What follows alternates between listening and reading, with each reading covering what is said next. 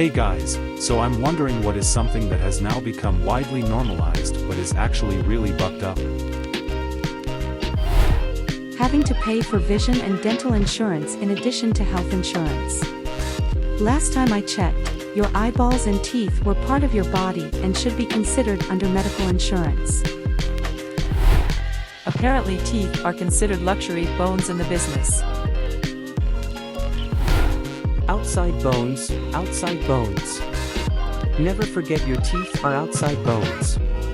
They're bones that you wash, and when you're a kid they fall from your head, and to make things less weird, we say they got stolen by a demon that your parents know. Trident. South Africa's specific answer: having your electricity switched off for several hours a day. This can range from 2 to 8 hours a day. We just organize our lives around it like it isn't a thing because we've been doing it for 16 years now. South African here. Feel your comment in my bones. Made the jump to move to another country last year for better opportunities. I can't explain how weird it was to suddenly be living in a place that had electricity 24/7. I realized how minute to minute I've been managing my life every day. Everything from charging your phone, to laptop, camera batteries, making sure load-shedding light bulbs are charged up, etc. I look around at the lives of people who have never had to go without basic services, and it's a strange kind of feeling. Expecting people to be contactable 24/7 and acting like someone is rude if they don't respond relatively promptly. Back when the main form of contact was calls, it was deemed relatively normal for people to not answer as they were busy or not home. Therefore it was so much easier to switch off and enjoy other things. Now it's expected that people are pretty much connected to everyone all the time, and if you try to disconnect from that a bit it can almost get you socially ostracized. You can relate it to workplaces as well, and the rise of employers basically expecting workers to be contactable 24/7. Here in Australia, the government wants to bring in right to disconnect laws like they have in France, where employers can't expect workers to be on call outside of work hours unless they pay overtime. The opposition has promised to overturn any such laws if they win government. Sigh. I'm Australian and didn't know about this.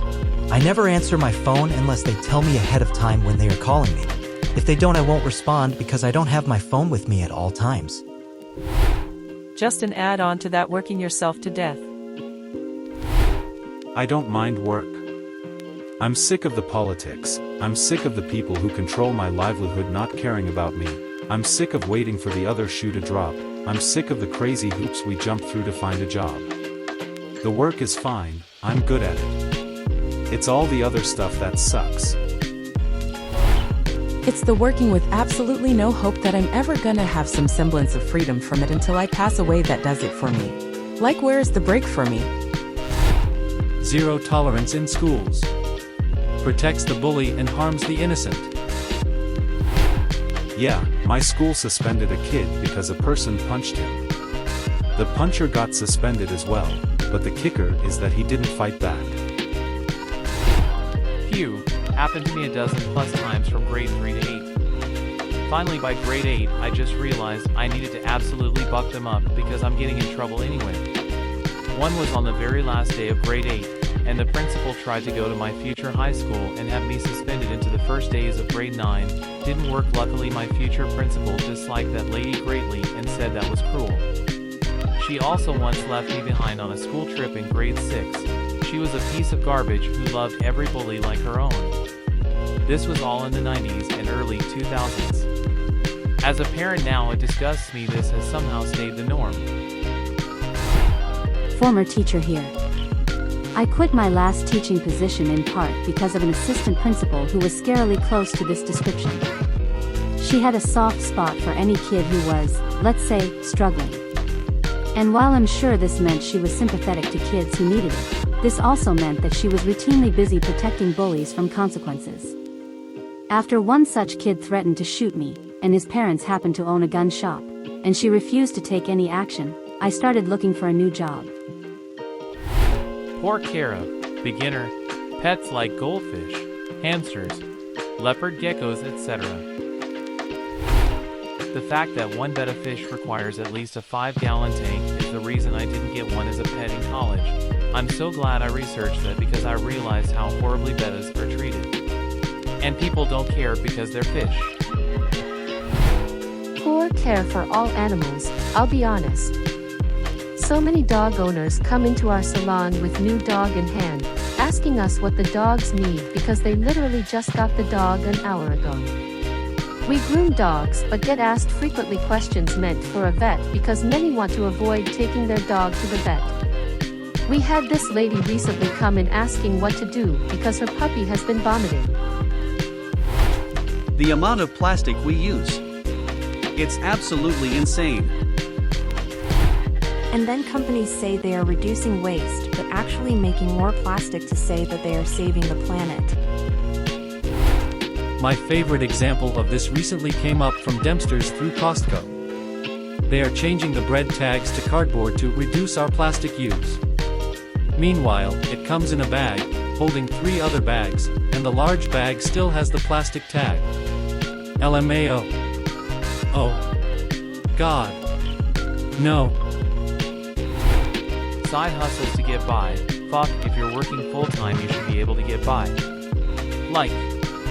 What the heck, bruh? That's because they're not side hustles. They're part-time jobs. You're working 2 jobs. Being me. Sitting here, second 8-hour shift today, thinking that one job really should be able to get me by. Just like my grandpappy 20 years ago. Phone use while behind the wheel. Every trip out is a death roulette game. I see someone nearly drift into my lane all the time. This is my biggest pet peeve. I'd say a solid 80% of drivers on the road are what I call non-drivers. These non-drivers don't understand that driving is a full-body experience. You constantly need to be looking forward, behind, to the sides, and assessing what's going on around you while driving. You feel input from the steering wheel regarding the tires and traction you currently have. Non-drivers think you just get in and go and give zero thought about driving way too slow or too fast, or being in someone's blind spot, not merging properly, tailgating, etc. The list goes on and on. And all that garbage driving can happen without a cell phone involved. Add a cell phone and it's exactly like Russian roulette, like you said. More people need to actually realize that driving is super fucking dangerous and requires your full attention for the duration of the drive.